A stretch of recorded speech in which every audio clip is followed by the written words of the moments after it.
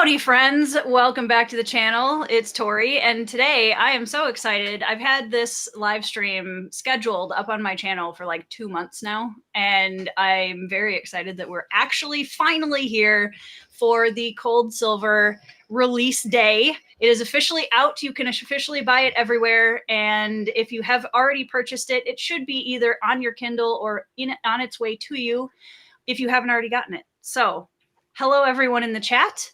I will get to you very briefly, but before I do, I want to introduce 4 of my future 5 guests. Kayla will be with us shortly. But we have Andrew, number 1. Howdy. Who was my... How would we define what it is, like the writing relationship that you have to my books at this point? You're kind of like Doc Holliday to your Wyatt, something like that. Yeah. we're writing partners. We're not writing partners. We don't write each other's books, but we're co-writing. Like we write together. We write at the same time and critique each other as we go. Yep. Critique partners. Critique. Is that partners. what we were looking for? Yep. There we go. We will come up with the words eventually, folks. I always tell people that my books are way more coherent than I am. Yes, and then after Mr. Meredith, which, by the way, you guys should all go check out Andrew Meredith's books, the Needle and Leaf series, the Collation Saga, the Sideways Tales, basically something for everyone. Go read them all. And then we have Andrew number 2, because 1 wasn't enough. Yeah, you could always use more Andrews. Andrew Wizard. For the direction of the live stream, I'll be Wizard. Down in the description box below, briefly, if you are not subscribed to one or all or any of these people, please go down and click on the links to give them a like and subscribe and watch all their content, because they're awesome humans. And Andrew, nice stretch hand there, Andrew. So what? Nice Luffy hand. Good stretch with that hand there. Oh yeah, yeah. Like that. I have nice long arms. Andrew, you were a beta reader for Cold Silver. You've been a beta reader for both Bloodstones and Cold Silver, so yeah, pretty good at it too. I appreciate it. And he hasn't DNF'd either one of them, so if you needed a selling pitch, that's it. DNF phase either. You haven't DNF phased either. I mean, I'm 3 for 3, yeah. So feeling pretty good about it. Yeah, you've avoided the DNF king. I did. I snuck under your radar. I do have more books of yours that aren't published anymore, so there's still a chance. It's true. There's still a chance. Yeah. You know what? That's fair. We'll see if I can keep my undefeated streak going. If you DNF, then mail them to me. Are you kidding? Right, I'm gonna get her to sign them. Mm-hmm. Did I? No, I didn't know. Well, because you bought them on. Where did you find them? Well, I sent you some of them. Yeah, you gave me some of them. I don't know if they're signed, but I got one off of it was either like Amazon or eBay. Probably eBay. Yeah. Hey, they're out there. Yeah. Andrew number 2. Then we have Mr. Brian from BellTube, the one and only, who has managed to finagle his hat under his headphones, which is an impressive feat. I have. Funny story about this hat. I bought this hat when I was on a date at the Minnesota State Fair because my date said, you know, I think you'd look really good in that hat. And so I bought the hat and I put it on and I walked around for like an hour and she said, you know, maybe not. So oh, wow. Did you at least get a fried Oreo? I don't even remember. My heart was crushed. But guess what? The hat's still here. She ain't. Yes. So here you go. You know, yes. when it came down to, as they say in the Old West, a choosing, the hat won. The hat stayed. You dodged a bullet. That's right. That is right. Thank you for having me, Tori. I love all your books. They are fantastic, full of horses, and I love them. Which is your favorite part, right? It's like what I'm looking for now. I swear to God, Tori could make a space opera. There will be, space horses. Just plan on it. Yeah. Yeah. I'll draw them. I need that now. Yeah. Anyway, no, I'm really glad to be here, and I love your books, and I'm really happy that you asked me to read it. And provide any type of comment back. And I literally had one note, and it was nothing about your book at all. So I loved it. And I encourage everybody to read it because it's a great story. It's fun. And it's a great, it's just, well, we'll get to it. But yeah. I'm going to make all of you guys answer questions about it. So don't worry. We'll get there, cool. I promise. Cool. All right. And then after that, as I've termed her recently, boss level editor extraordinaire, Casey from Bookishly Bookish, who is responsible for my book looking slightly less, what's the word I should say? Much of a mess. It is much cleaner and more polished because it went through Casey before getting to you. So I'm glad that I could help. I told you off the bat that I'd be happy to do it, and I was very excited and very happy to do it. So I'm very happy I could be a part of that process. Thank you for letting me be a part of that process. Oh, yeah. I really hated having somebody make sure my book wasn't a complete disaster before it went to the shelves. Yeah. Well, that's okay. We'll do it again. That's when you fix it in the second edition. Yeah, there you go. And finally, thank you so much for joining us, Kay. Hello, Kayla. Sorry I was late. There's, life happens. But yeah, congratulations, Tori. I'm so excited. For those of you who have not bought it, why not? Just go get it. Thank you. Okay, we need some gain on your microphone. Can you turn your mic up just a little bit? Okay, I'll try. We can hear you, but it's kind of quiet. You currently got it set to ASMR. No, I've never used Restream, so the settings are all different. Oh. Yeah, so. Well, we used it for our recording. That is weird because you were fine on the recording. Does your mic have a knob on it too? No. Okay.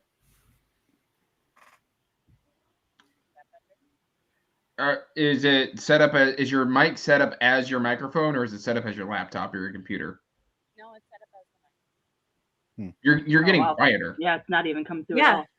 Okay. Let me play with some things. Might be noise reduction. And check your audio input in with the settings button here in Restream. Hit that, and then hit your audio button, and you can try it that way. And also, noise suppression. And check the microphone one to make sure that it has your actual mic and not your camera or anything like that, or your computer. Yeah, it's on the mic. It's I think it's just the Shure settings for the microphone. There you go. You're getting louder. That's better. Yeah, that's much better. Interesting. These comments are amazing. We need American volume. We need freedom volume.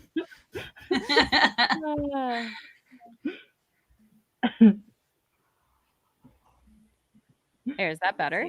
Gary's just coming for everybody. Getting better. Now. Okay. Well, I don't know what's going on. I mean, is she wrong though?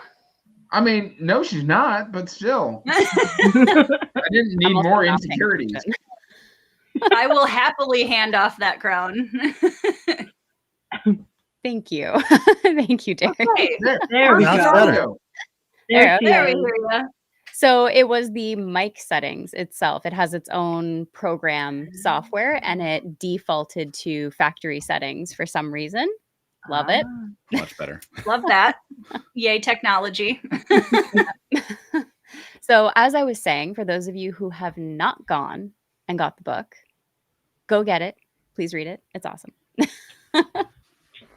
Thank you, Kayla. Kayla was also one of my alpha readers for this book. So you actually read the first half of the book before anybody else did. Yeah. Andrew hadn't seen it yet. Meredith, my husband, hadn't seen it yet. And I reached out to Kayla and I was like, I need to know, because this was so different than anything else I'd ever written. I was like, I need to know, just like, does this suck?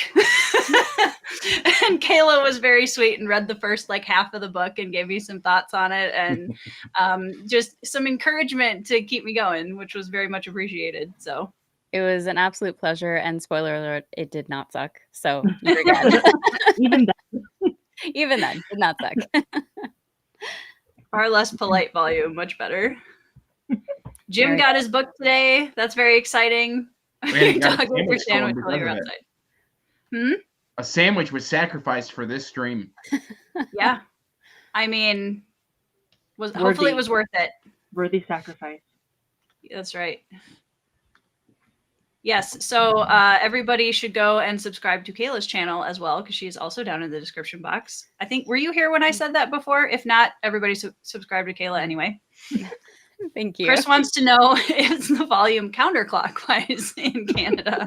I think that's only in Australia, but I could be wrong. Okay. I thought that was the toilet water, but whatever. Well, I thought, does it not apply to everything?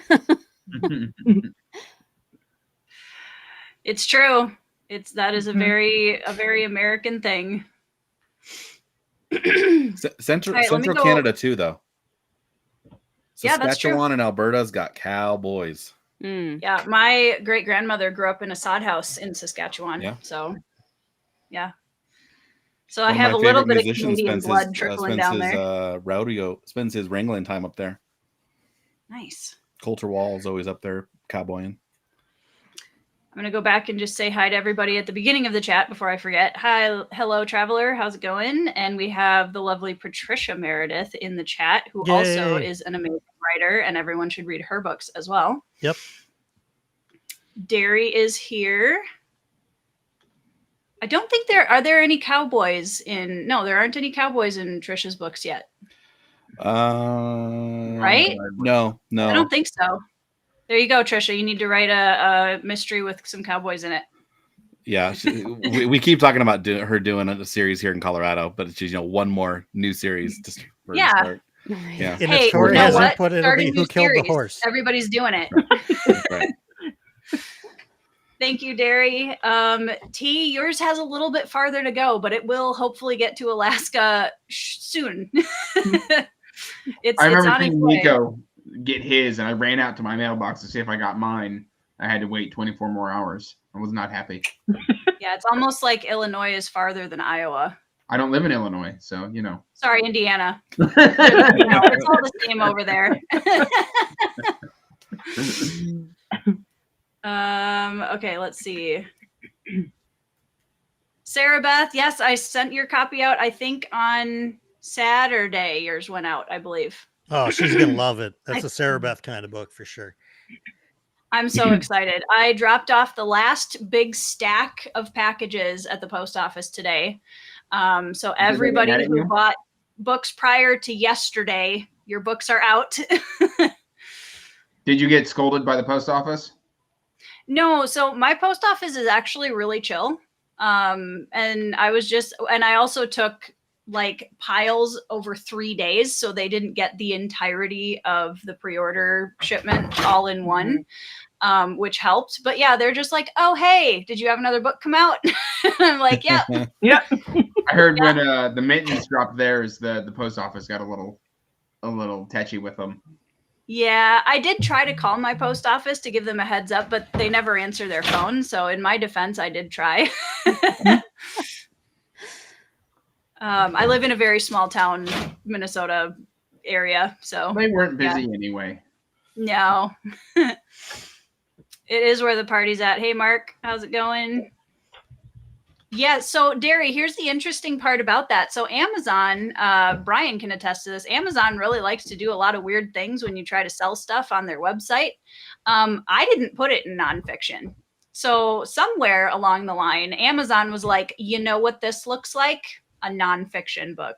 Let's do that. You mean with the zombies But on you the know cover? what? Yeah. Hey, if it Yeah. can hit #1 in that category, even for a couple minutes, you're still a bestseller.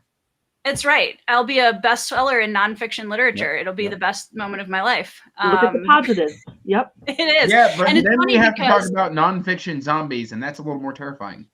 It is. Yeah. And that's the thing is when I looked at it today, I checked the different category rankings and it was like nonfiction and literature and fiction were the only two categories it was in. I was like, so first of all, how can it be both? Right. And second, those are not like I gave it very specific categories and Amazon's like, nah.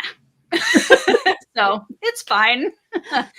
But I'm probably not going to hit bestseller in nonfiction new releases, I would be willing to guess, which is fine. But that would be hilarious. Mhm. Thank you, Anita. Shout out to all of my amazing Canada readers who are going to have to wait a little bit longer for their copies because of the strike. I'm so sorry. Of course it was this week. Of course. Of course. I think there are many of us who are not They too planned happy with it. They did. Yeah, because there was They did another it one, I just think, to spite roughly you. around Bloodstones, maybe, when that came out, or maybe I'm misremembering that. So it was in around Christmas time, actually. They decided to strike at Christmas. So they wouldn't even deliver children's letters to Santa, which geez. was very Oh depressing. my gosh. And anyway, there was a whole thing around that. But basically, they didn't come to an agreement, and the government said, "That's enough. Go back to work." And so they forestalled. They just stalled it out for a little while and said, "Okay, fine, but we're gonna do this again in May. we're doing a rematch." So I'm going to have to check the Canadian post office situation before I put another book out, just to make sure I'm in the clear. Mhm. yeah, Jay just did an unboxing video a couple hours ago that was awesome. nice. Yeah, Amazon, I've had, sometimes they'll put a book in like a really big cardboard box and just throw the book in there, and you get it and you're like, first of all, how much, like 90% of this packaging was unnecessary. And also, dear Amazon, now my book looks like it went through a paper shredder and I would like a different one, please. Mm-hmm.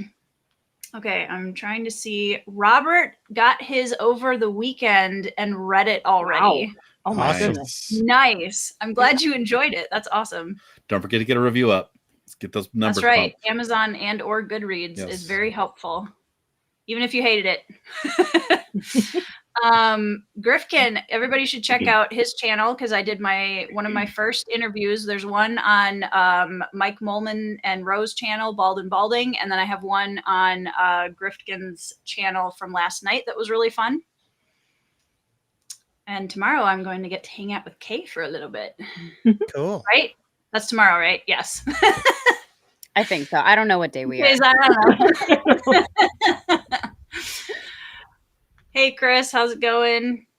I really tried, you guys. I sent out my first big stack of them on Thursday last week. I got them Tuesday afternoon and got the first ones out on Thursday.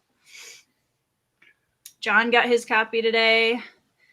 Everybody check out Discovery. Let's see.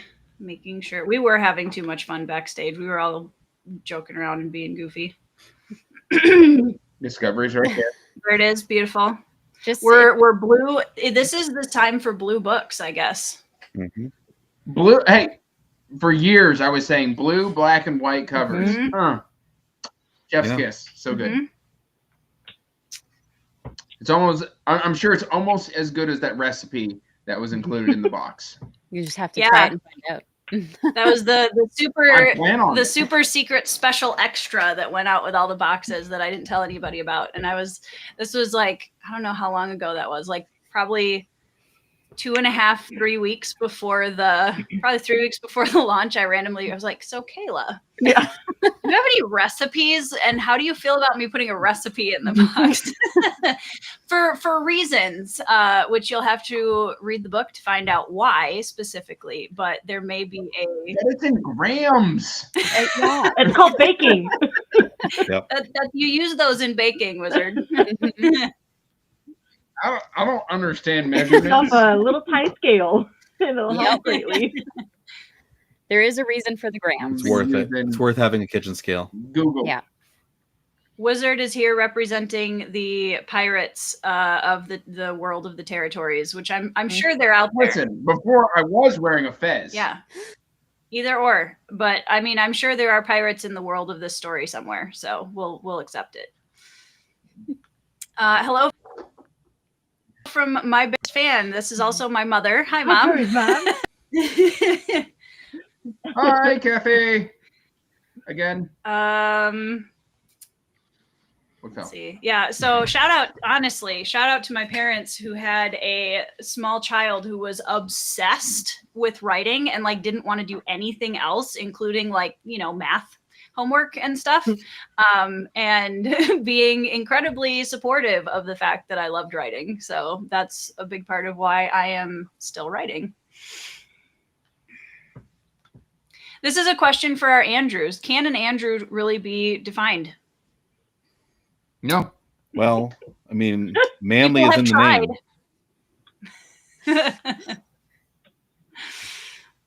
name. Let's see. It is a very much a motley crew. Now, this is my favorite way to be on BookTube is with a motley crew.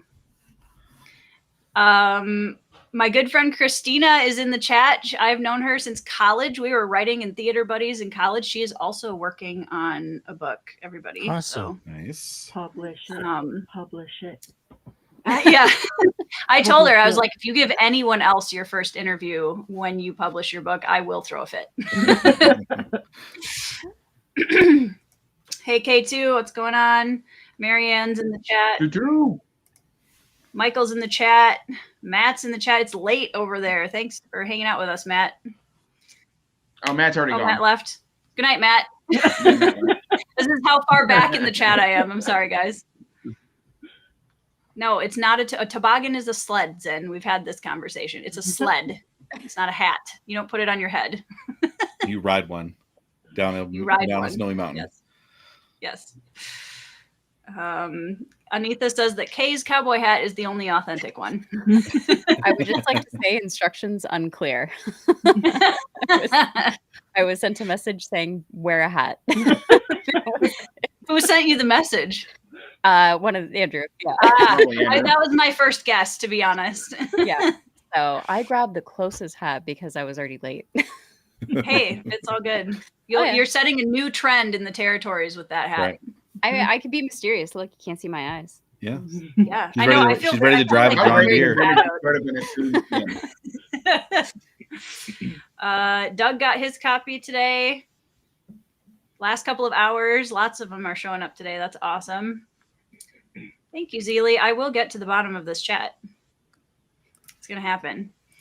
Let's see. So, funny story that I have mentioned. I mentioned this on the interview last night with Grifkin. Andrew Wizard had told me a while back that he wants to be a cabbage seller in the Legends of the Bruhai series. And he said it kind of jokingly, but I absolutely am going to figure out a way to work in a cabbage seller who mildly looks like Andrew Wizard somewhere in Legends of the Bruhai. Cool. You'll have to let me know if you want to be like killed by any of the characters or I mean, the key part is though he doesn't get killed, but his cabbages do not survive. Absolutely. Yeah. And yeah, my cabbages cannot survive. Any time I'm cabbages are on screen, DNF'd. Yes. The cabbages are every done. time. Yep. TPK. It's not an original joke, but it's anybody who knows, they know. And if they don't, well, I feel bad for you. yeah. Feel bad for Tori. I feel bad for you. Yes. We'll fix that in the future. We need to fix that. We need to get her to finish the series. Okay. It's so good. I'm going to continue it literally after this week is done. I am diving back into the next project, which I can probably announce on the live stream because I'm probably going to announce it everywhere else in the next week or two. But my goal, and nobody chain me to this, but my goal is that we will have a Legends of the Bruhai 1.5 novella dropping by the end of this year. That is the goal. And then book 2 should be out 2026. Huh? I'll hold you to it within my schedule. That's all. Yeah, but you're allowed to because you're my editor. Okay. Marisa got her book today. That's exciting. I hope you enjoy. I told Grifkin yesterday that I could be convinced to write a sci-fi someday after I've written more of these, obviously, but with horses. With Space Force, I'll figure it out. Maybe, okay, this would be really cool. Designing a spaceship that has like some kind of an equine design would be very cool. I have thoughts now. It could run off horsepower if you put them on treadmills.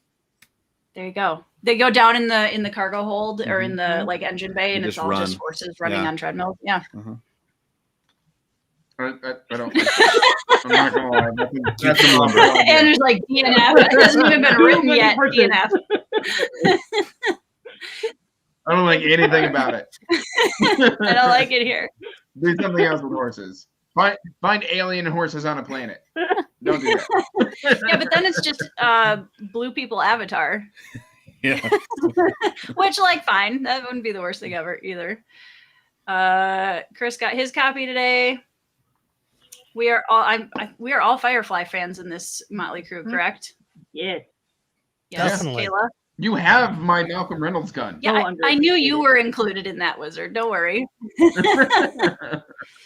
Okay, we're getting there. Kay was here for the charades part of the evening festivities when her volume was down.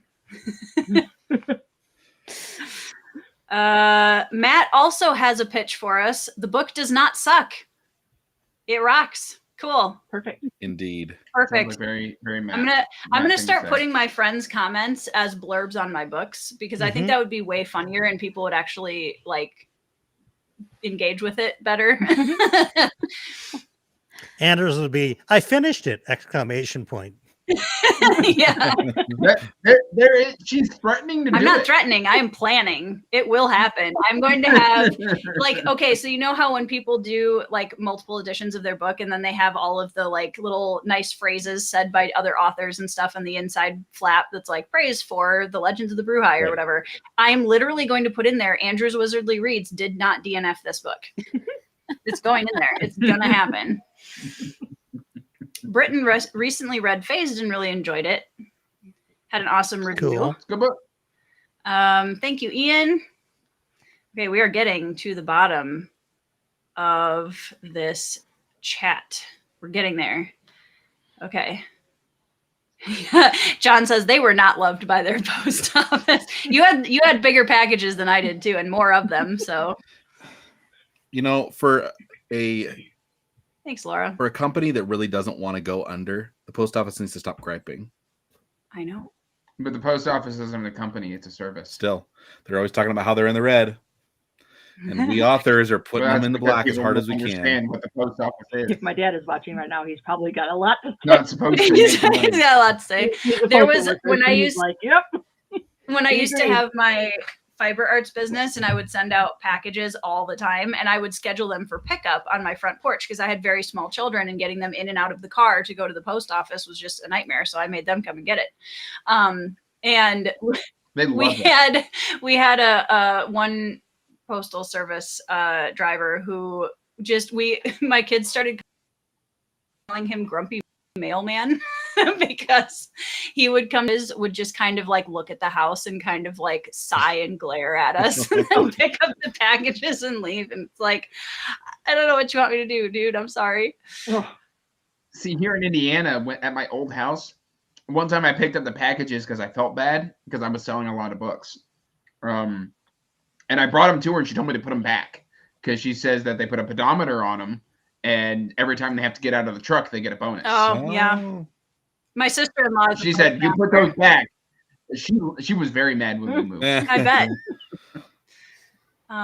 Jay says Cold Silver for Souls could be a nonfiction church fundraiser book. It could be. You never know. Let's see. I remember that time I was a bestseller for literally an hour. Yeah, Amazon moves things through really quick, doesn't it? I think my computer keeps losing its power cord, keeps falling out. There we go. I got Jim's book right here. Beautiful. I love that cover. That's a beautiful cover. And it's the same color scheme. Blue. Dubba dee dubba die. Right there. Okay. I need book 2. I've been waiting for years. Same. It's okay. I think Jim's been waiting for years too. Oh, Jim's not going to get a book from me. No, I mean for himself. Oh. My mother shockingly also got her copy with super secret extra. Crazy. She got hers like before everybody else did. Did she buy 10? No, actually, disseminate? no. I don't have 10 to sell her at the moment. I just ordered another case because I ran out. Yeah. But yeah, I sold out of all of the ones that I ordered for the first round, so I had That's to awesome. order another box. Yes. And briefly, thank you for bringing this up, Jim. I do want to briefly say a huge thank you to the artists involved in this book because, like, it could not look more beautiful, in my opinion. And that the outside of it is not my doing. So this is Helena Nikolina, who is from the Ukraine, and she did the cover illustration of Hunter and Rip and the shades, and she did an incredible job. I sent her a cover brief that was like, here's basically all of my ideas and kind of what I would like it to look like. And she sent me back this cover, and I just about fell out of my chair. I was like, are you kidding me? And then Jack Shepard, who a lot of us know as an incredibly talented map maker within the indie community and beyond. He did the map on the inside and also did the cover design with all of the text on the front and back covers. And then on the inside, there is, I'm mirrored, so I'm never, hold on. There we go. Dewey Conway, who is also one of the two authors of The Tenacious Tale of Tanner the Tendersword, is the artist for the chapter header, which also was a sticker in the deluxe box. Yep, Andrew's got it. So honestly, like, one of my favorite parts of the post-writing process is getting to work with artists. And I have said this everywhere else, and I will say it again here because I'm very passionate about it. You will always see real artists on my covers because I absolutely love the collaborative writing and art process, and working with these guys when it was an absolute dream. They were all incredibly wonderful and patient and generous with their time. And I owe them all a huge thank you because the book looks incredible. And we'll get more people. Like the inside is my job, but they did an amazing job of making it so that people will want to pick it up and read it. Yeah, so absolutely. Yeah, that's my passionate pitch for my artists because they were amazing. And we have an actual wizard now. Counter the top corner of how many hats wizard changes to throughout this. Mhm. We're up to 3. We're at 3 I've now. done that before. Yeah, no 4 because you had your cap on for a little bit. You mean That right one, now? yeah. That was excellent. Hey, Kelsey.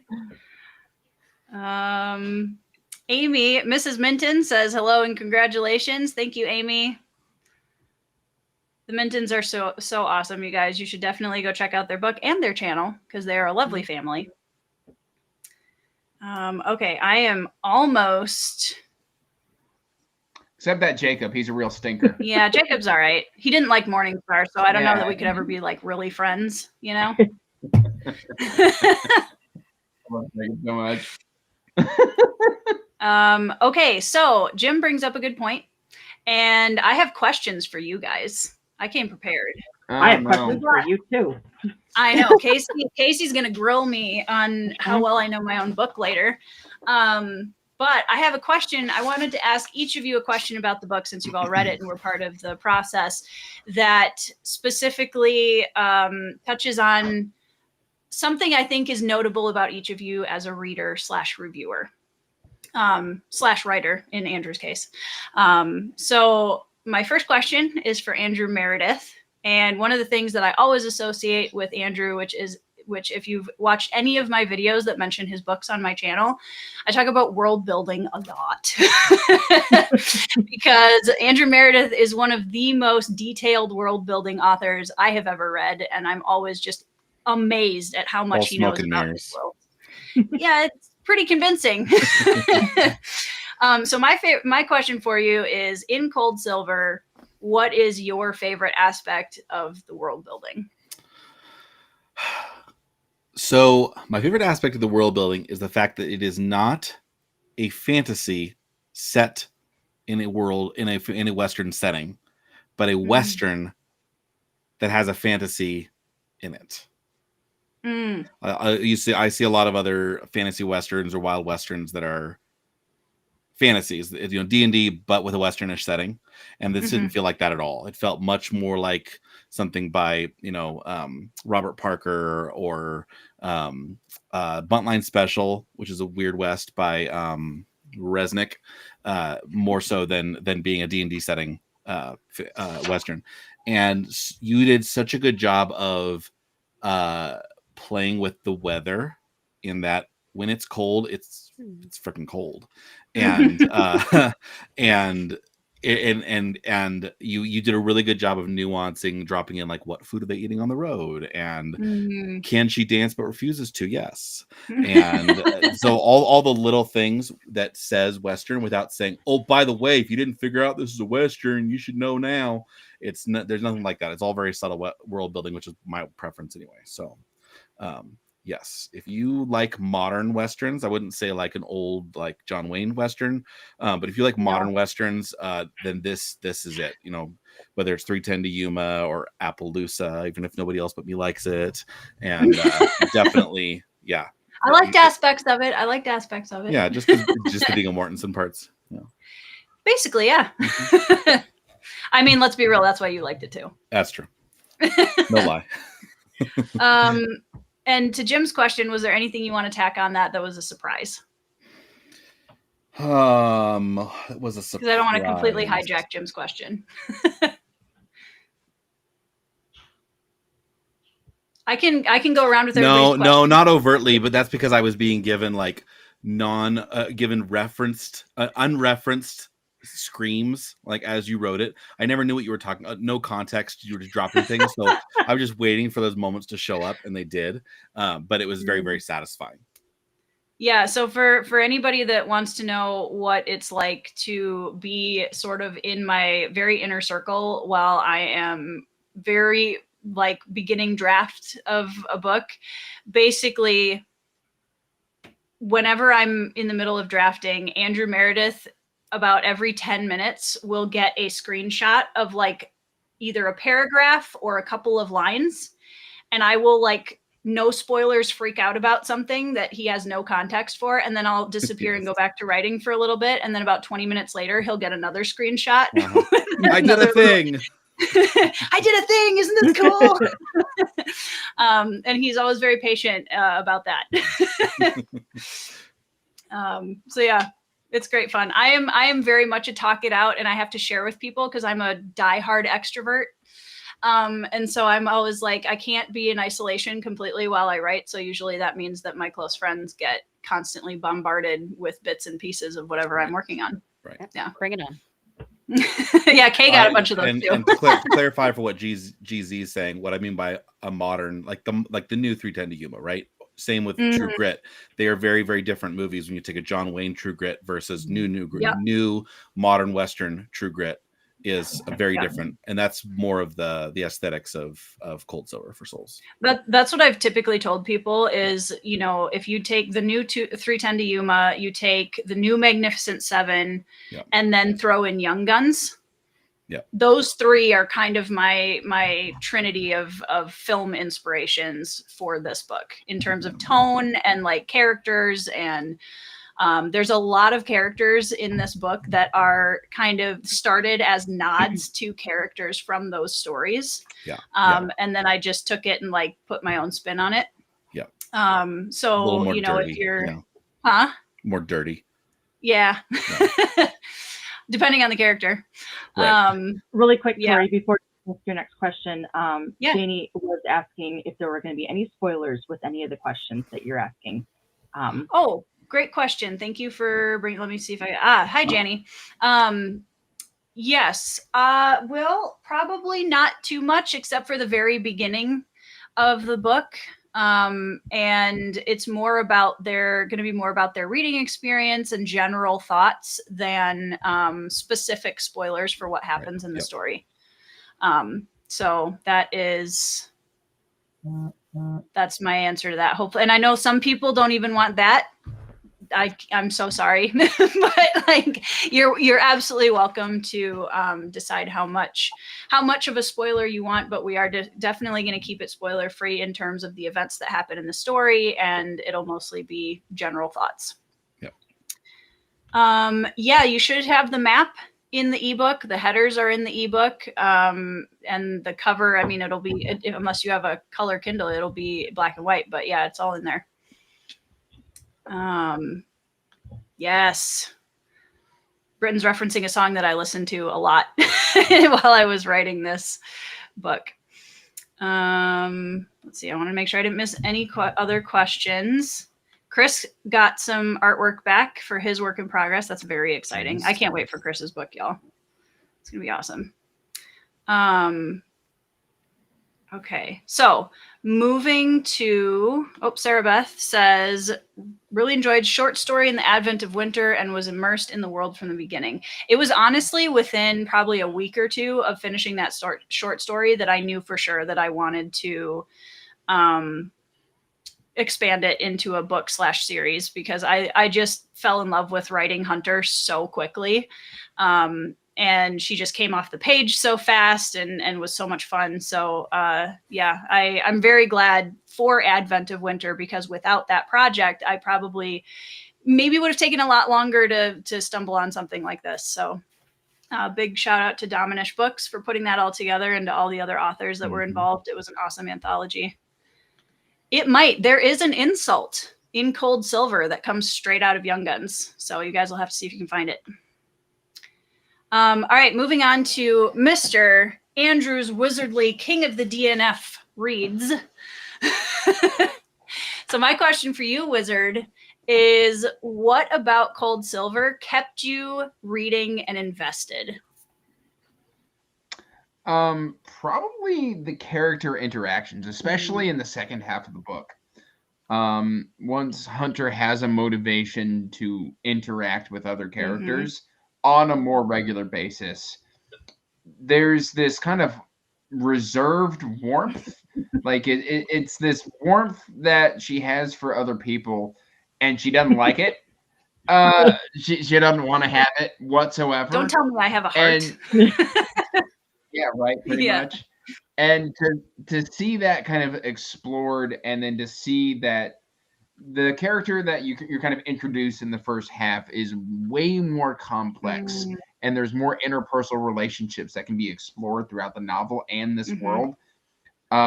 Specifically, once we meet a certain priest, who I am going to pester you with. I want that backstory. See, if I write a prequel this time, it's Andrew Wizardly Reed's fault, guys. It's not my fault. I need that backstory. It doesn't even have to connect or be important. I just want it.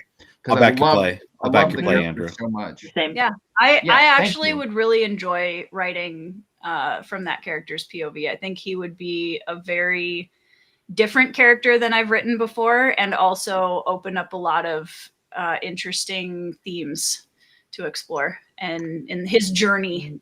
Yeah. And you've given enough of a backstory to make me want that. Good. But it was only like a paragraph long, which was rude. And so I would definitely say the interpersonal relationships. Awesome. Well, that's a huge compliment for me, because cool I love action. characters. So I'm glad that's what. Cool action, but I stayed for the baker and the bartender. That's fair. That's fair. That's more of a joke, but well, I think pretty much anybody who's already read the book, which apparently there's a few of you in the chat now, yeah, they'll kind of inside joke that everybody else will be in on in about a week. And so, Brian, one of the things that I've always appreciated about you is that you are so good at selling what a book really is to the right kind of reader. And that's something that I go back to your channel for all the time. And so my question for you would be, what type of reader would you recommend this book to? Oh, I think it's a wide net when we're talking about who the market for this book is. In some sense, I read so much epic fantasy that this book is perfect for that, because it is a much tighter cast. In fact, at the beginning, we really only are mostly dealing with, our protagonist. And there's a couple of little other characters here and there, but we're really mostly dealing with the protagonist. So for people that I think love epic fantasies, but don't always want to go learn dozens of character names in book one, and, don't worry, it gets good by book 3. That doesn't happen here. And I also think that this book is perfect for people that maybe enjoy slow burns, but are a little kind of over them in some regard and would like a page turner, because this book will keep you turning pages. There's something going on in every chapter. There's no navel gazing, really. If the protagonist is, having inner thoughts, it's while she's in the middle of action. So I really, really liked how the pacing of this book moved. And I think it's really great for people that want a book that you feel like you can't put down because you just finished a chapter and you're saying to yourself, you know what, I got one more chapter left into me tonight. I got one more. If you're that kind of a reader that appreciates that, there's going to be something to really like here. And really, oddly enough, in you as an author don't strike me in any way stylistically like Stephen King, but it's interesting because you had liked parts of The Gunslinger when you read it, and then it kind of went off, in other areas. But there's aspects of the beginning of this book that really remind me of The Gunslinger in some regard, because it's, in The Gunslinger, it's mostly just Roland at the beginning, and he slowly acquires his quartet, and we don't even really meet them till the beginning of book 2 in the Dark Tower series. And what we're finding here is within a really tight book, page count, we're not talking about 500, 600, 700 pages here.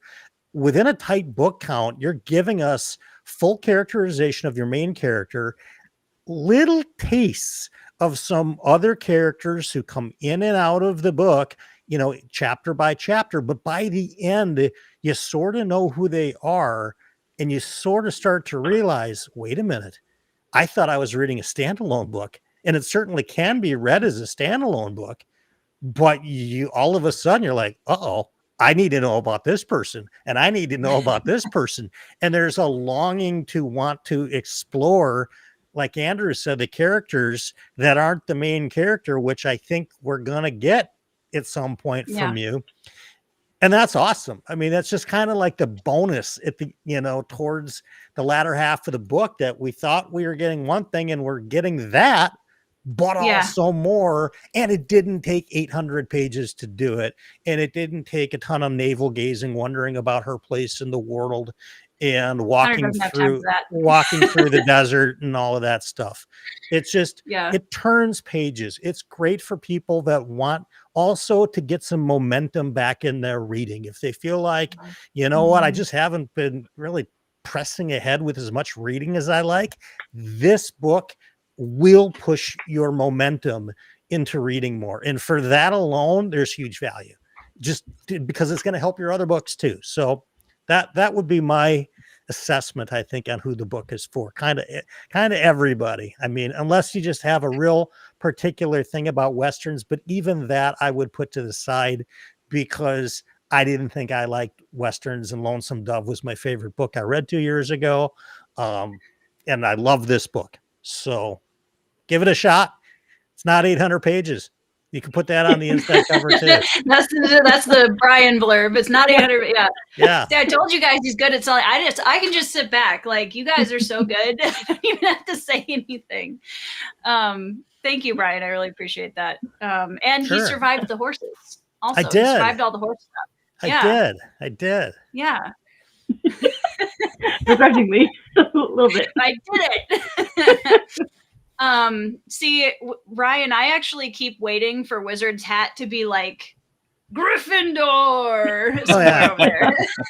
Gryffindor! I mean, I think he is Gryffindor, right? He doesn't finish enough books. No, to you're be Raven, Ravenclaw. aren't you? Yeah, Really? I was gonna say. Yeah. I guess. I can see why. I can see where we would go to Gryffindor, though. Yeah, I just didn't think he got through enough books to be Ravenclaw. I mean, starting, I suppose, but clearly Andrew started more books than everybody. 7 stories this month. Ravenclaw could be pretty judgy, though. So yeah. Oh, then in that case, kudos. Fits right in. That's my 2 cents on the only like this question. book. I hope that helps.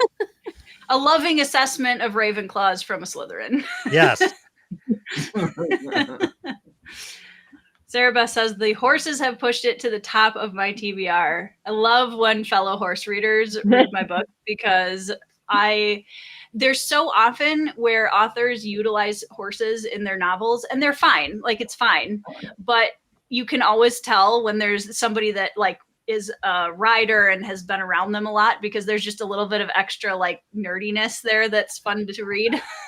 So speaking of horses, you should go on eBay and find these books. Yeah. Well, okay. So fun fact about that really quick before I go to the next question, since Wizard's very kindly holding up all of my very old, much older writing. You don't have the first one yet, right? Okay. No, I'm hunting. Did you just say you're printing? He's hunting. Oh, hunting. I was like, you're printing it? Okay. Yeah, I had Ben send me the files. So my first ever published work, which was Mighty Stallion, it was the first book in a little chapter book series about horses in the American West. So I am kind of returning to my roots now. It was published 20 years ago. So Mighty Stallion 1 to Cold Silver is a 20-year publishing journey, which I thought, like, I realized that a couple weeks ago. I was like, that's pretty cool. Like I feel very grateful for all of the books that have gotten me to this point and like how much I've learned and the awesome experiences I've had as a writer. And like, that's, 20 years is a good milestone. So I felt pretty cool about that. Sin. Wow. Too much of a quitter to be a Hufflepuff. Dawn's already finished the first chapter while we've been sitting here. Nice. I hope you enjoy it, Don. Don is being very patient. Also, one of my Canada buyers who is waiting very patiently and generously for his for his book. Okay, Casey. Hello. Hi. So Casey and I have decided over the last like year and a half that we've known each other that we are essentially the same person in many ways. It's honestly it's kind of creepy sometimes. It's creepy. Yeah. Like it's down to like really weird details that we're like, oh, I don't like this thing. And it's like some really random, like insignificant thing. And the other person is like, really? Our phone case back is basically the exact same thing. It's just weird. Well, your phone case matches my my Kindle case. Yes. Yeah. The back of your We're Kindle. very nerdy, guys. Don't worry about it. Okay, so so Casey and I are both character nerds. We have had, I think our longest conversation about characters specifically was about 9 hours. It was an 11-hour night. Yeah, we really like to dig in to characters and all of that. So my question for you, Casey, is what did you find memorable or most memorable about the characters in Cold Silver? It can be something specific to a character or them as a general cast. That was my first thought for a question for you. Yeah, I think generally overall, and this does kind of fit in with Jim's question a little bit too. Generally overall, I really enjoy, first of all, how much you've kept the characters separate in their own personalities. So they're very distinct. They're very individual. Their voice that comes on the page, it's this character speaking. It's this character speaking. And I'm not just saying that because of Hunter's Southern drawl. Hunter is Hunter, but it's all the side characters too have a very specific way of sounding, even if they don't talk very much. Even when you get that little bit from them, it is still, that's this person. And I remember having a conversation with you a little bit when I was going through my very first beta read. It's interesting how you can have Hunter and use the Western drawl style, which technically is like this very, like backwater kind of sounding way to speak, and have such almost epiphany-like things come out of her mouth. Very, very, very intelligent things that she says every now and then, where you're just like, that's a good one. That's a really nice line. I really like that. I might quote that or put that on a quote somewhere because I really like that. It makes you think. So for me, it was just really enjoying all the different individual, very personal personalities of everybody that I got to get close to, because I didn't feel like anyone was just a repeat of anyone else in the story. And then when you just find that one character that is just so, there's just something about the difference between those two and how close they are as well. When you have such broad personalities that can still come together and say, this is our friendship. I don't quite understand it all, but this is our friendship and I love it. And I would do anything for this and that person. So for me, it was, for the surprising part, it was like, I didn't expect to get sort of the deep philosophical thoughts that we got, especially specifically through Hunter, which was really nice to see. And then also just in completely enjoying the separate, distinct personalities of everybody, which is always fun. And it wasn't shoved down our throats. It wasn't this is how this person is, right? Sometimes you get where it's so incredibly forced of, I want you to feel this way about this person. That wasn't in there at all. I got to make my own decisions, even though we were in Hunter's point of view and seeing her thoughts on characters and the people around her. I still got to make my own decisions on the characters that I was meeting. And I appreciate that as a reader, because I don't want to be force fed how I'm supposed to feel about people. So that was, I really, really enjoyed that aspect of specifically the characters. Yeah.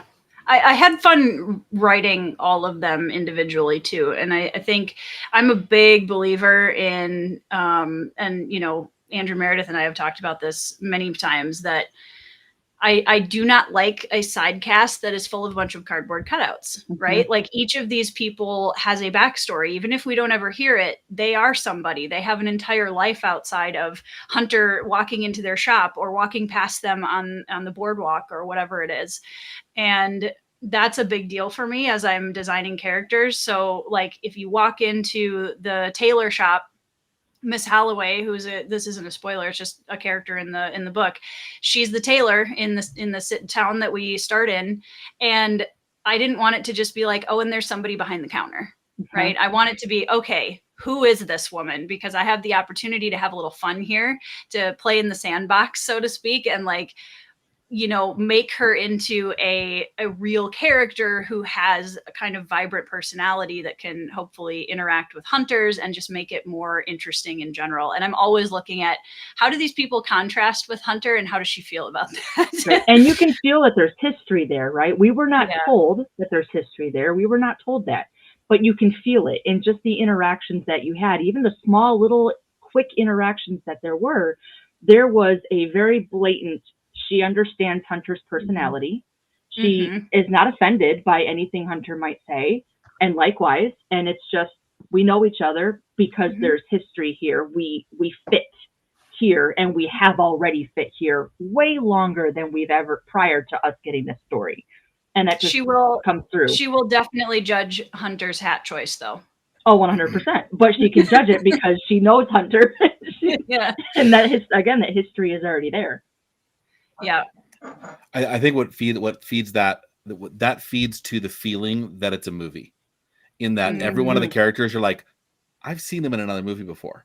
Oh, that's Billy Bob Thornton, and you know, so each of the characters has that distinctive. Oh, she hired an A-lister list of characters to play in this, and it definitely feels like that. Every character definitely got placed really well by the hiring manager.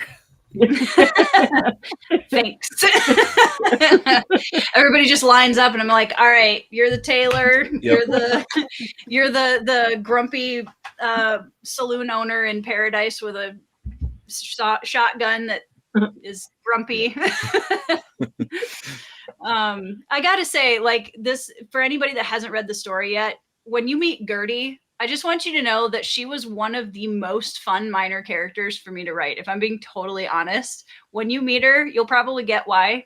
She was so much fun. I had a blast, especially when she and Hunter are in the same space, like, and actually interacting with each other, as opposed to just being sort of like on stage together, if you will. Gertie is a character. Gertie is a character. Yes, she is. And then Kayla, we talk about themes a lot, and you always like to dig into the themes in the books that you read, and they always are very meaningful to you, and that's a big part of your reviews often. So my question for you is, what are some of the main themes in Cold Silver? Sorry, you cut out there for a sec. What are some of the main themes that you took away? I think the biggest one, and one that you dug into in a very enjoyable way, is what defines the law and who gets to enact that law. That was a lot of fun while you were exploring it, because you have an actual establishing law that likes to, you know, as the Wild West was, it likes to be in power when it's convenient, and then when it's too much work, just, you know, or if there's powers behind the scenes, you know, all right, yeah, we'll pocket that little bribe or whatever and let that slide, right? So the exploration of delving into the meaning of law, who should enact it, when should it be enacted, was really well done, because it also added to the integrity and challenged the integrity of the characters throughout the story. So you didn't just explore it thematically, you also made it a little bit hard for the characters at times. And then apart from that, it was the motley crew aspect. It was touched on earlier, where trying to break out of that, like touch on that. Oh, you have a warm side. What? No, I don't have feelings. I know. What are you talking about? You saw that? Because it's a common theme that you will see in stories, where you get that lonester who doesn't want to, like, I'm on my own. The rest of the world, you just cause problems for me. So I'm just going to do my own thing over here. I'm going to live my life. And, you know, you end up with grumpy people on their stoops with shotguns eventually. Yep. But the way you challenge that with the motley crew, because of your passion for motley crews, I think you did it in such a way that you see the motley crew, but it ends off feeling like a found family without it being obvious.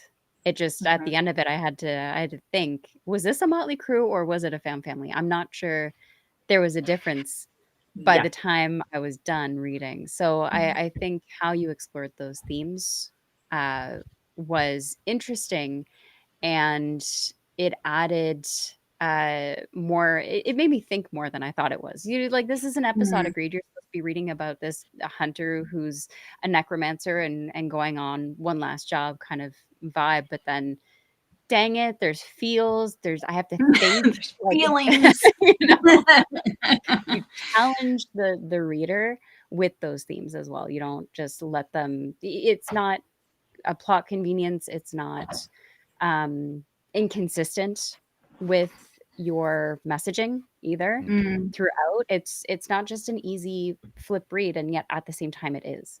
So you still add that integrity to the story with those themes. And yeah, I think those two were the main ones that I walked away really, really enjoying. Awesome. Well, I mean, you guys know I love my motley crews in reading and writing, so it will be a cold day in hell, as Hunter would say, before I will write a book that doesn't have some kind of a motley crew in it. But yeah, and I think I hope, and I'm glad that you mentioned that, Kay, because it was really important for me to have Hunter feel that way too at the end, where she's like, do I like these people? Are these my people? Like, how do I feel about this situation? Like, because, you know, there's Hunter, oh, I'm around these people, or I'm just proximity with these people. But it takes a lot for Hunter to admit to herself that she cares. You know, that's that kind of reluctant warmth, I think, that she has, that I enjoy writing so much, because I'm pushing her out of her comfort zone despite herself. And yeah, I love a motley crew. I can't write a book without a motley crew, guys. I'm sorry. So if you've signed up for reading my books for the foreseeable future, just expect more of that. Sorry. Yeah, and I just want to interject. I just want to interject one thing that Doc Meredith said that I totally agree with, is that it takes somebody who lives here to write cold the way that you write cold. if you've not walked out to get your mail in 40 below wind chill, you have an idea of what it might be like, but you don't know what it's like. And you were able to translate that. And I thought Doc Meredith over there made an excellent point that that world feels cold in the spots that it's supposed to. Yeah. And you can't make that up. So yeah, Just can't as, make up just the, as like, there's a pulling- warmth to the sun in the mountains when it's Yeah. cold as well. Yeah. Yeah. As someone from the mountains, that if you have to go out and shovel in the sun, and then a cloud goes over and you're back down to -40, Mhm. it's not fun. yeah. And you feel it as a reader. It's great. Yeah. It's very immersive. Awesome. Yeah, that was well, that section specifically was originally part of the short story, most of it. And so that prompt of Advent of Winter, I was like, all right, I know how to write cold. Like winter is my specialty up here. Like so I actually had a lot of fun. I don't think I've ever dipped into that lived experience as much as I did in this book, and I had a lot of fun coming up with all of the ways, like the pulling the scarf away from your face and the half frozen snot just coming with it. Like, it's not glamorous, but it's in there. I like how you said pulling off the scarf, and the scarf was hard in your hand. Yeah, frozen solid. Yep. See, I know what I'm talking about. Yeah, Brian, my fellow Minnesotan, and well, Casey, you're up in Michigan too. Well, over in Michigan, so yeah, you get some we've of that had cold some too. that cold And wind chill hey, off the lakes that comes through. We have actually a lot of winter folks in the Motley crew on screen right now, because Kayla's up in that Canadian winter space. Yes, lovely.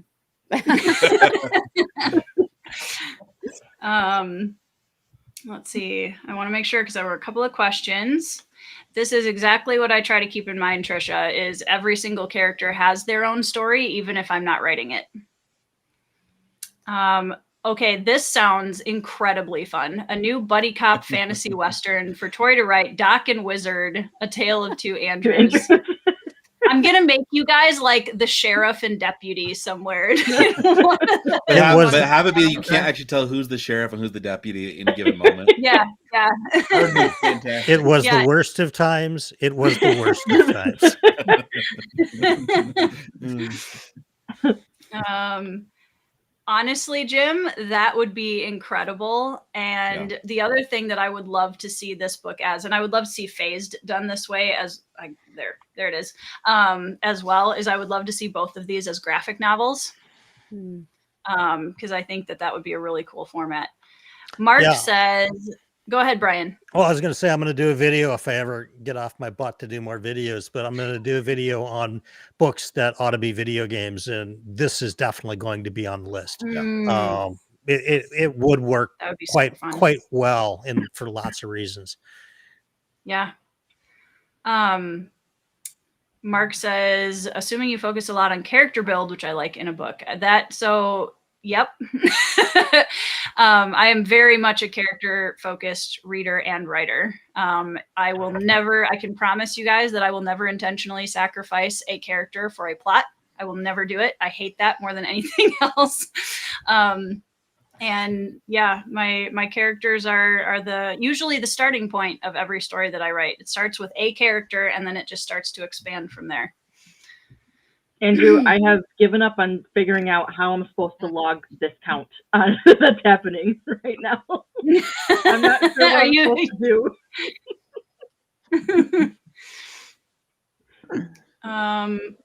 I don't know what I'm doing. So. It's fantastic. Whatever you're doing, it's working. So keep going. If only you put this much effort into your agree-disagree signs, right? So that's right. Yeah, no, I put a lot of effort. Are you talking about? I had to go find paper, and I had to click the pen, and then I had to remember how to write and spell. God. Kids these days, right? Yeah. This is a good point. I will have to put something into one of the books that is a nod to Hot Dish, Mike. That's a fantastic idea.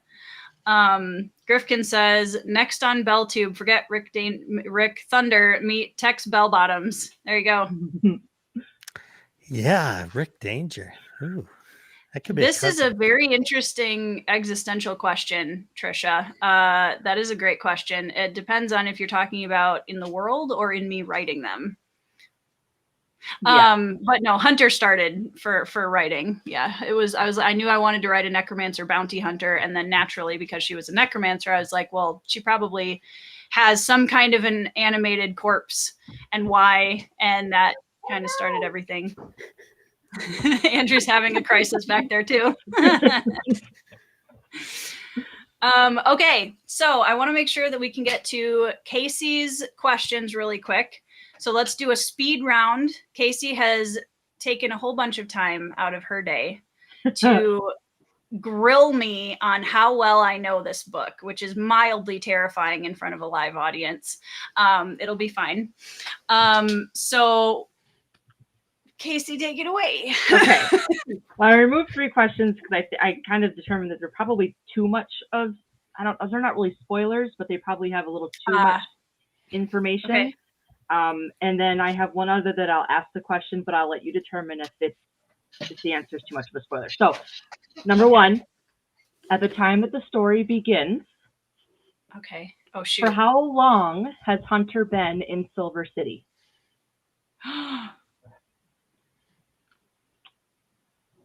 I mentioned that? You sure do. Okay. I edited it. Yes, you did.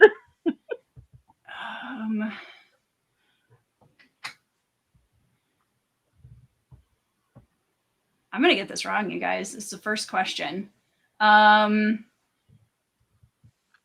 here to watch it. I know. I tried to get her to fail. What would I have said? I tend to repeat numbers sometimes when I'm writing, just because it's easier to remember. Oh my gosh, 2 years? Yes, 2 years. Yes! You got it. It's more like, how well do I know my own brain, as opposed to, do I actually know the answer? You got it. Good job. Okay. Hello, Ben. Also, welcome. Hi, this is my husband, Ben. Hey, Ben. Good. Nice hat. Question number 2. When Hunter begins her climb into the cathedral, she follows a path to the Little Sister, and then after that, the Bard's Thumb. Down the other side is an abandoned shanty near what river? Oh, shoot.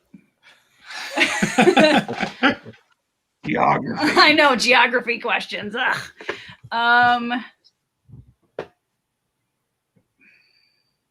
What did I name that river?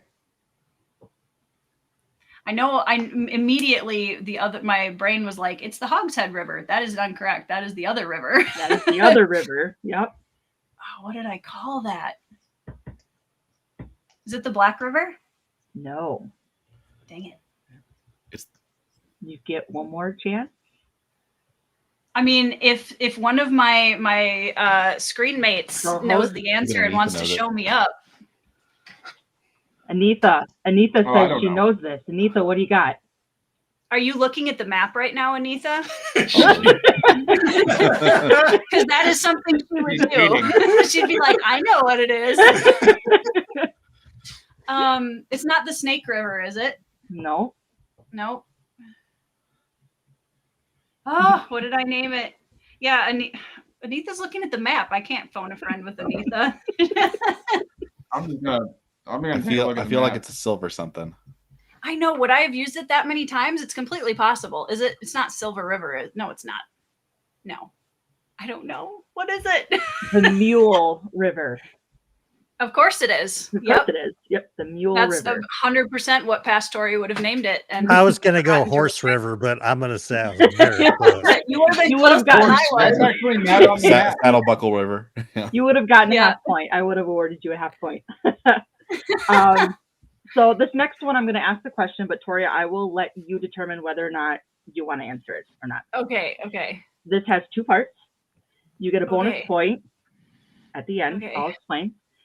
Joe and Hunter separate in Silver City. What job did Joe take and why? Bonus point if you can quote Joe's reasoning as to why. She was tired of hunting men, so she wants to go work with some animals instead, and she's going to be doing a cattle drive to Barnesville and back. Yes. Can you quote it directly from the book? Not that good. That's my paraphrase of it. You're correct. She says something about she's tired of hunting people or men. She's got a hankering to work with beasts instead of hunting men first, Bill. See, that's my very polite Midwestern phrasing of Joe's very heavy Southern accent. We got 1 point with that one. Okay. The next one.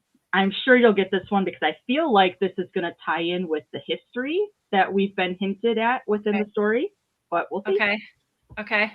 At the top of the entry stairs in McBride's mansion, there is a large painting titled simply Arthur Yarborough of a general, his brigade, and a group of soldiers. What color is the general's coat? Blue. Uh-huh. I figured you'd get that one because I feel like it's gonna. It's that one's easier for me because the scene, when I'm writing, like I'm viewing it very cinematically. So I'm watching Hunter come up these stairs and seeing the painting in my head and then trying to figure out how to describe it with English, which is really hard. But yeah, I remember his coat being blue very specifically. Alrighty. Okay. Halfway through. This is also a 2-pointer. Okay. Anita, you can't help with the map. In Miss Holloway's spinster shop, Johnny admires an eclectic assortment of buttons. From which country are the ivory buttons imported, and where is that country located on the map? Well, it's actually not on the map. It is. No, it's not. I'm thinking of a different city. You're correct. It's not okay, on so the map. 1 point. Yep, I was thinking of a different city. It starts with an M. Yep, it's not on the map, but it is mentioned in the text where it sits in the geography. You got this. Do you know what it is? No, but like, no. I can just about see it. It's an M name and it's very short. Ish. Oh, never mind. I don't know. I don't remember what the exact name is. Is it M-A? Uh-huh. L? Nope. Nope. Okay. Nope. It's the place with elephants. What did I name it? Uh-huh. I'm trying to think of the something elephants, and I know that I specifically said it, and I cannot for the life. What is it? I can't think of it. Manera. Of course it is. Manera. Okay. Maneran elephants. Yep. And they are southeast. Yes. Within the geography. So we'll give you 1 point for that one. I have that one. I caught that it wasn't on the map. I was like, that's not on there. No, it's listed in the text, and that's where I got it from. But you're correct. It's not on the map. Okay, 2 more. Anita said, I can confuse Tori if you write. Chris says, can I buy another vowel? Yeah, I'm going to just start spelling things to see if right. You guys so are this so one, mean. This one is a chonker. This is a 6-pointer. 5 Ooh. points, an extra bonus point. Okay. After a particularly harrowing escape just before the climax, there's a small ragtag group of 9 or 10 that ride out from Grand Junction to meet with Hunter and Joe. 5 of them are named the bonus 6th character. Who are they? Okay. You named all 5. I'm trying to think how spoilery this is.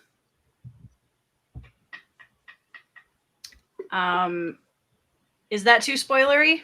Chat, let me know. I don't think so. If I name the characters that are at the end. Because this isn't the climax. This isn't the end. Right. It's yeah. Okay. Addie. Mr. Hayes. Owen. Who else did is Gilroy there? Mm-hmm. Yep, okay. That's right. I did have him come along too. He would have been a great amount of help. Who's that? Oh, the carpenter. Dan Dan Griffiths. Yep. Yep. And there's a bonus character that's named. General, the horse. Yes. Wow. Yeah. You got all 6. Yes, all 6 of them. Good double Jeopardy round. Yeah. Yeah, that was a good one. Last question, and you're, Okay. I'm sure, going to get this one because I know how much you love it. Okay. Finish the name and full title. Gilroy. Gilroy Fitzthomas Pruitt, solicitor. Solicitor of. Law. Yep. Yeah, We Gilroy love his Fitzthomas name. Pruitt is probably my favorite name that I came up with for this entire book, and he was a very fun character to write as well. Oh, good. Nobody will remember. Perfect. Nobody will remember the characters. Fabulous. Okay, perfect. Yep. Okay. That was actually really good, win? Tori. Well, we had a total of 13, and you got 1, 2, 3, 4, 5, 6, 12.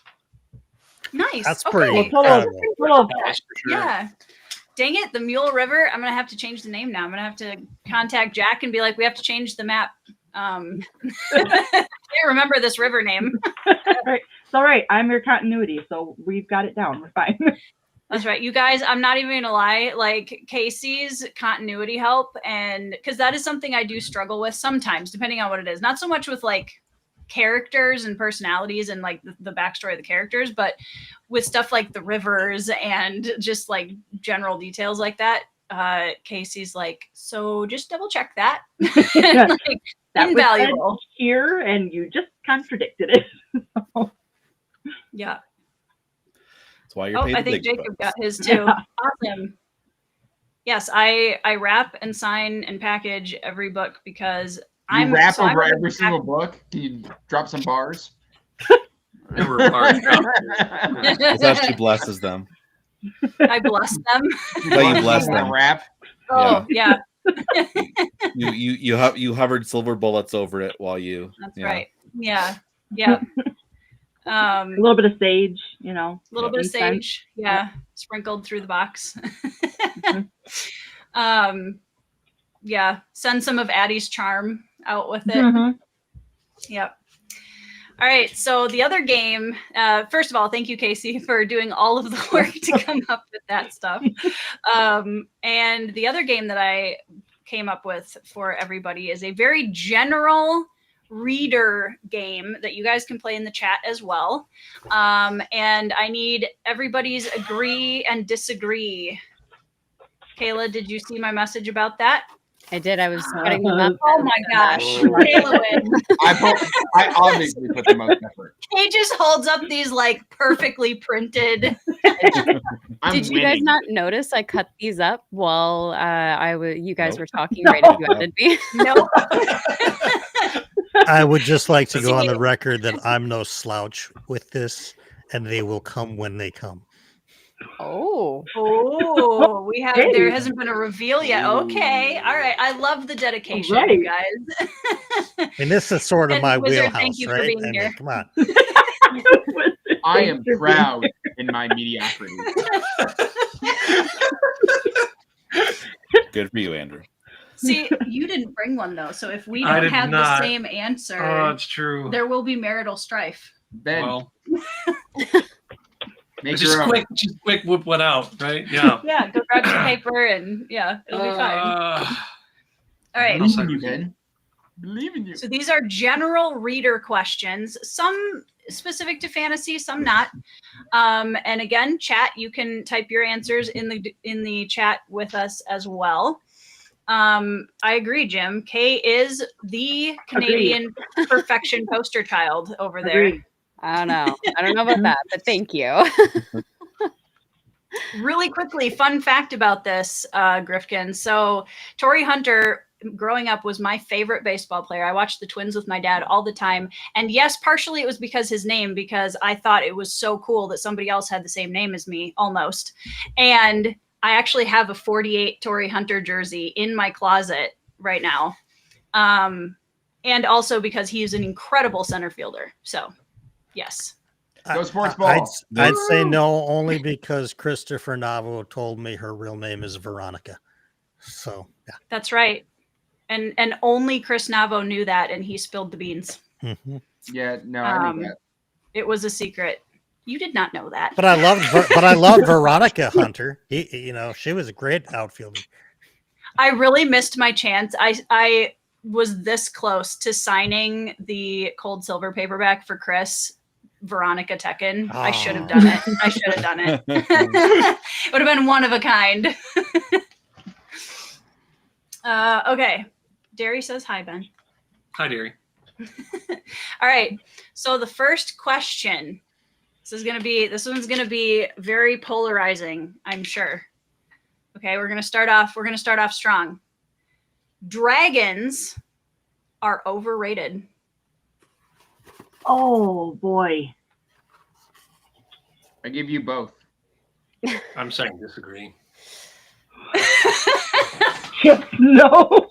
It's the magician. Love it. Disagree. If I have to choose one, it's going to be disagree.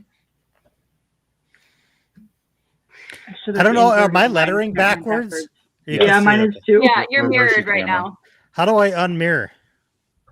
Let me see. I might be able to unmirror you. Let me look. Mirror You camera. can. There you Can go. you unmirror me too? Because I'm also mirrored. Let's just make I'll sure send you that a bill works. later. Does that work better now? Okay. Yes. Thanks. Yes. Okay. There we go. Magicians is visible. There we go. Mm, All right. yeah.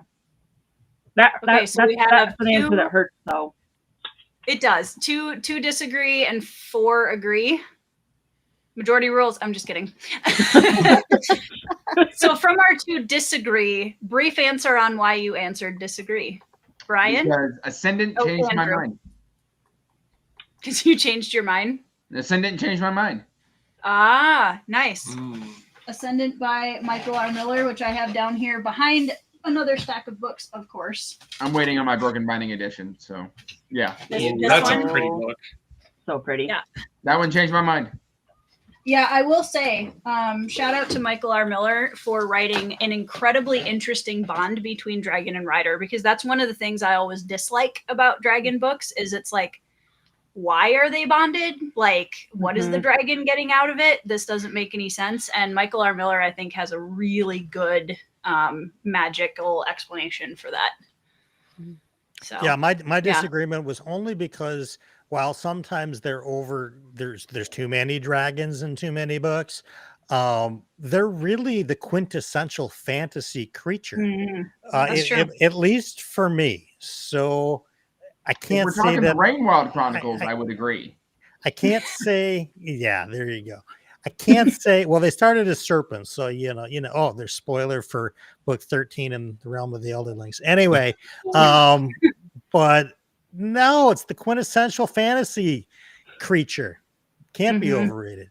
Yeah, that's my thing, Patricia, is I agree, but if they're done well, then I like them. Yep. But so often these days, a lot of them are just not. Mhm. Yeah. Mhm. Yeah.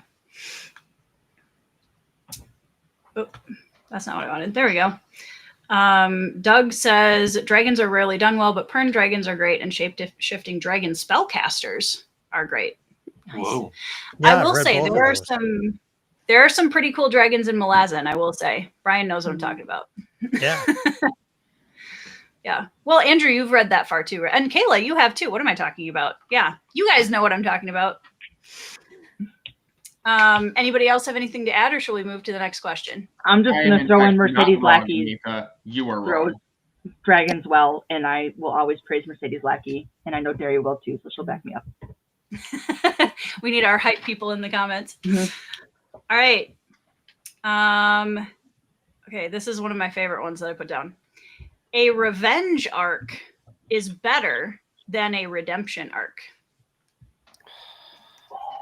That's not fair. I know. It's like both.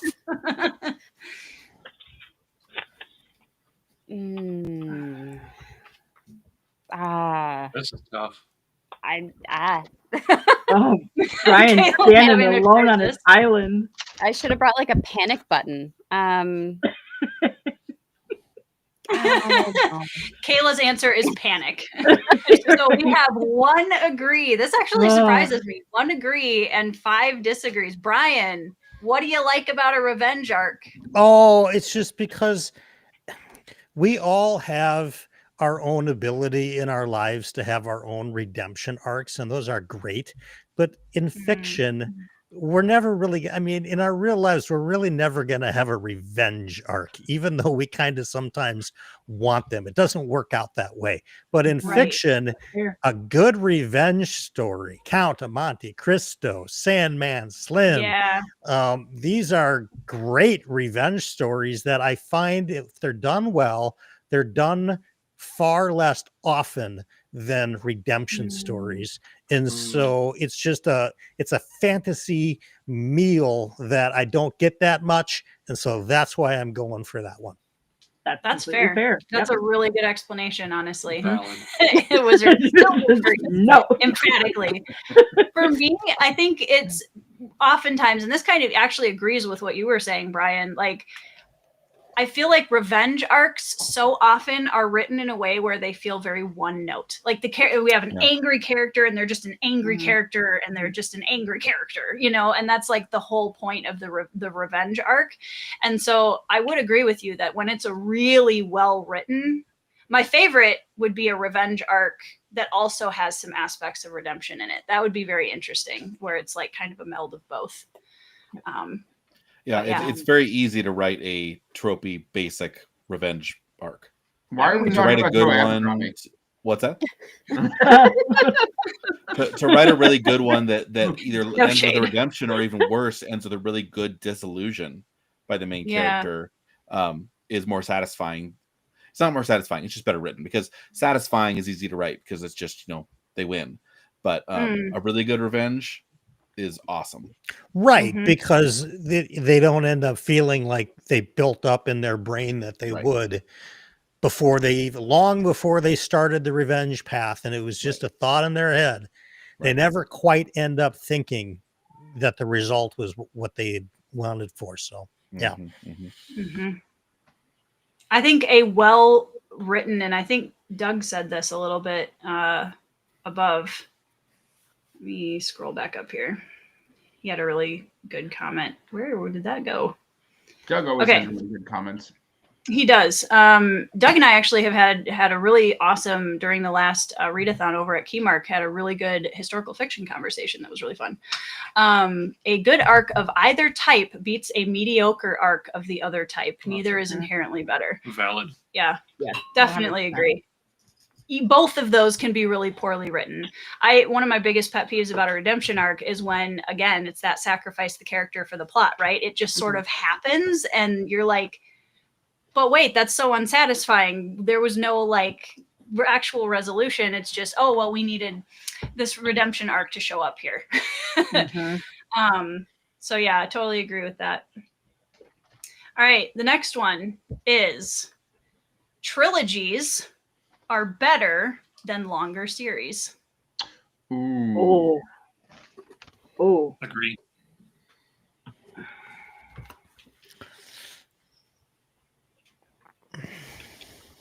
I have a hard time with this one. I'm genuinely trying to figure out what I want to say about it.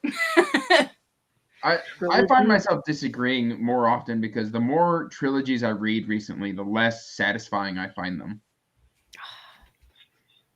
Especially the one that I've got pictured here. Not a good trilogy you wouldn't recommend, Ryan? Kay's just surviving on her own. I'm just here in my struggle bus. I'm good. Here. All right, Kayla, what do you love about trilogies? I struggle with committing to series. So a trilogy is a nice attainable goal for me. That I'm like, yeah, you know, I am a slow reader. So for me, a 15 book long series is over a year. right? That's a long time for me to read a series. So for me, it's an amount of time, enjoyability of the series, especially when they say, "Oh, it's only 15 books, and book 1 through 5, and then 9 through 12 are garbage, but just hang in there; it's worth it." Yeah. That's not. Are a you seller throwing for- shade at Wheel of Time? How dare? No, because I have not Definitely read not. Wheel of Time. I can't throw shade. But yeah, so I would say trilogies are far more attainable. I find them more enjoyable for that reason too. And it forces the authors to condense everything without bloating it out unnecessarily, right? So, You've just wounded Andrew Meredith fatally. Mortal wound. it's mainly because I'm such a slow reader. If I could read with like Esme's speed, it would be a different story. True for If everybody. any of us could read with Esme. Right. Yeah. But I'll average maybe 3 to 4 books a month. So, Same. No, you know. same. Doug. yeah. There you go. It's also a fair take. All right. Oh, that is a great comment. Sorry, Wizard. We love Oh, people no. who love Wheel of Time in this house. So I think for me, again, this is so hard with any agree or disagree kind of like binary choice like that. It's always really hard because there's going to be exceptions to every rule. So my favorite series, I never want to end. Right? Like when I get into a long series, like I love the fact that I have 10 Malazan books to read plus everything else within the universe. But if it's a series that isn't good, and like you said, it keeps going on and people are like, well, if you read till book 3, then it gets good, but skip books 6 through 10 because definitely not throwing any shade. But I do like a really well done trilogy. I think the problem with trilogies is so often I find it with trilogies specifically, I usually love one of the 3 books. And I think that's pretty common. Yeah. And then the other ones are like, they're fine, So or a trilogy would do better as a duology. There's always exceptions. Yeah. Right. It really depends on how the author is executing the series. But if it goes back to the pitch that I was given for Malazan. Oh, it's only however 20,000 pages you have to read, and you have to read it twice to understand it. It's this massive long series that you have to kind of go into not understanding and then devote all that time again to reading it. If you absolutely love the series, by all means. But if you're on struggle bus over here with keeping up, then, yeah, that's fair. It's a tougher mountain. When I said that I like series better, I mean, it encompasses, first of all, I thought about what are my top 10 favorite series, and none of them were trilogies. They're all extended ones. And then I started to think, well, to Kayla's point, Malazan's long and Wheel of Time was long, but Dresden Files books are pretty short, and I've read, 17 or 18 of those. Raymond E. Feist books are pretty short. I've read 18 or 19 of those. So the Janny Words books, I mean, I'm on just about to start Fugitive Prince. They're long and I'm loving those, and that's going to wind up in my top 10 all-time series, almost guaranteed. So I think when I just look at the evidence of what I consider my top favorite series, and none of them are trilogies, that basically answers the question, at least for me. And see, I agree with that, Brian. If I can finish those series, I'll come back and update my answer. Deal. There we go. Yeah. or just pick shorter book series. I mean, not all of them have to be huge chonker series. There's City plenty Watch. of them. Yeah, City Discworld's Watch, a perfect example of that. Yeah. Yeah. I mean, that one was hard for me. I was kind of right in the middle because I keep preaching that we need more standalones. We need more duologies. We need less of the big. But when I think about myself, Derry just mentioned Valdemar. Valdemar is an absolutely enormous series, but it is made up of trilogies or duologies or standalones. So how do you look at it? Do you look at it as the giant series that it is overall, or do you look at it via the multiple trilogies that make it up. Same with Hobbes. Do you look at it as a giant series or the smaller ones? And so for me, like you said, Tori, if I am in love with something, I'm going to keep it. I'm going to keep reading it. And I prefer that to be much longer. Yeah. Give me more. Well, and I think, I mean, Andrew's doing this too. So like, you know, for me, Legend of the Bruhai and the series that comes after it with Andrew's Collation Saga, I think that is something that authors hopefully keep in mind as they're writing. And like Andrew, I know you're kind of separating that bigger series into kind of chunks of not closed story arcs, but story arcs. And I think that helps when you have a longer series, being able to kind of break it up that way. Definitely makes it easier for people that might want to put it down for a little while or, you know, whatever. Yep. So John is going to start Greenbone soon. That is a very good trilogy, in my opinion. Awesome trilogy. John's going to love that trilogy. Yeah. But I don't know I that think he's so going to too. love it any more than Realm of the Elderlings or Wars of Light and Shadow.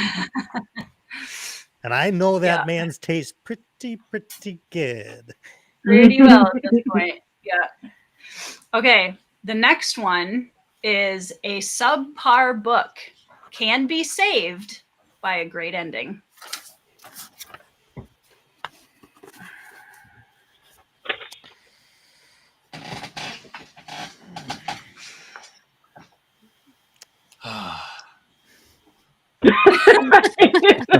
You're just being a contrarian. That's right.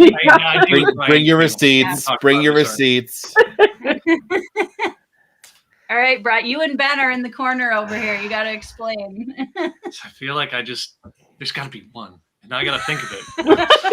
Gotta find a book. What do you think, chat? I mean, Go ahead, Brian. so what the question was, can a subpar book be saved by a spectacular ending? And I am sure I don't know how many books I've read, there's got to be one that I don't DNF. So I legitimately earn all of my opinions on books because I read the whole thing. Whoa! I am quite sure. Oh, you like that shot across the bow? I threw that one out there just. You'll know, Daisy. I legitimately hate the books at DNF. I know, How about but that? I am sure that there's books that I've read, and you know what? To be honest with you, a lot of them are lit RPG books that I think are just meh, 80% of the way through, and then all of a sudden the author does something totally creative that I've not read before, and it's usually in a book one, and then all of a sudden I'm like, oh wow, cool, I got to go read book two. So I think specifically actually Doug's in the chat, maybe he'll know. He knows as much or more lit RPG than I do, which is saying something. So I'm gonna basically use most of your lack of lit RPG knowledge to save myself on the answer. Andrew is really the only other reader I think of it here. So, but Doug can call me. Hey, I have read exactly like 1 and 2. Yeah, I mean, you started Dungeon lit Crawler, RPGs? Carl, and you read the space one, the progression space one that you liked. Yeah, you like that one. Iron Prince. Yeah, Yeah. Hey, I've read 4 lit RPG books. There you go. There you Iron go. Prince is I have spectacular. From I page think- one, though. I think a par book can be saved by a exceptional ending. I mean, Yeah. there are arguments you can make for certain Sanderson books, even early in the series, that go on for too long and are always saved by the Massive Sanderlanche. And you're like, oh, okay, now I see why we worked so hard to get to this point, and it's paid off. Yeah, but but Wind and Truth couldn't be saved by a Sanderlanche. Right. But you gotta pay for it. You do have to pay for it either at the end, or you need to pay for it along the way in a way that makes you say, okay, I see why you did this to me, as opposed to being garbage and then saved at the end. Like Patricia said, why bother getting past page one if they can't write a good ending? If they can write a good ending, why didn't they write a good book? Yeah, exactly. And somebody else kind of mentioned that too, I think. Derry, sorry. That's kind of my thought process. Yeah. So if the end actually does justify the means, then it's all right. But if you get to the spectacular ending and then you look back at the middle and there was no reason that the middle should have been that bad, then Right. it's not saved. Yeah. If I have to Well, go through and- the whole book feeling feelings of grr, Yeah. I'm sorry, a great ending is just kind of like, you made me feel very frustrated for a really long time. Yeah. And now I'm jaded, and I don't like that. See, this is why Casey and I are the same person, because the comment that I was formulating in my head was exactly almost what she just said.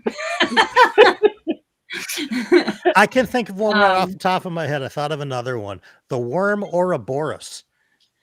Oh, That's one that I think might fall into that one. So I don't know. everybody go at it to your TBRs. Oh God, Yeah, no. but Philip Chase didn't like it. And Philip No. Chase likes everything. Really, Philip Chase DNF that book, and that's why I read Ooh. it. So don't read it. But I mean, that's one that I think saved itself. Anyway, Yeah. I believe I've made Okay. my opinion clear on the matter. See, you're here to be the voice of alternate reason, Ryan. Anytime you invite me on, you know what you're in for. Come on. I do. I love it every time. All right, I got one more in me before I gotta head out. Yep, this is the last one. Okay, this is a pet peeve of mine, so I wanted to get you guys' take on it. All first books in a fantasy series are setup books.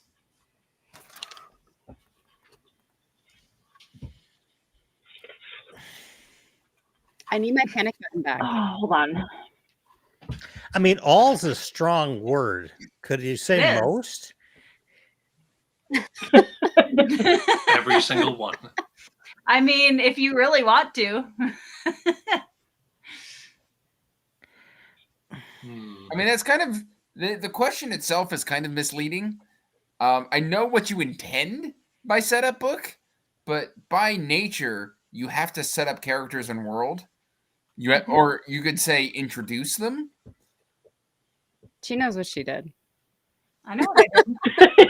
She knows It what was she did. it was very intentional, as they say in the book community. It was intentional. But if I'm going by the definition of the book community setup book, I disagree. If we're going about you have to build world and characters, I have to agree. Are we? I know what she did, and I'm You're mad at me. I'm flustered. Kayla's out. She's mad.